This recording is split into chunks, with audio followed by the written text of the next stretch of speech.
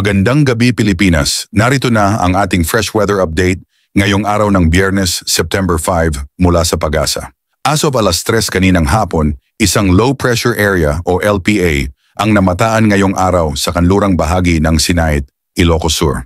Eksaktong tinukoy ito sa layong 175 kilometro sa kanluran ng Sinait. Kaakibat nito, patuloy na nakaaapekto ang southwest monsoon o habagat sa gitna at katimugang Luzon. Sa Ilocos Region, Cordillera Administrative Region at Cagayan Valley, asahan ang maulap na kalangitan na may kalat-kalat na pag-ulan at pagkulog-pagkidlat. Dulot ito ng bagong LPA at mataas ang banta ng flash floods at landslides dahil sa katamtaman hanggang malalakas na ulan.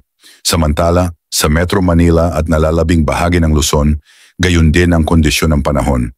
Maulap na kalangitan na may kalat-kalat na pag-ulan at thunderstorms. Habagat ang dahilan nito at maaari rin itong magdulot ng pagbaha at pagguho ng lupa, lalo na kung tataas pa ang buhos ng ulan. Sa Visayas at Mindanao, bahagyang maulap hanggang maulap ang kalangitan na may mga pulupulong pag-ulan at pagkulog-pagkidlat. Dulot ito ng localized thunderstorms na maaari ring magdulot ng biglaang pagbaha at landslide sa mga mababang lugar at bulubunduking bahagi. Sa kondisyon ng dagat, banayad hanggang katamtaman ang hangin at alon.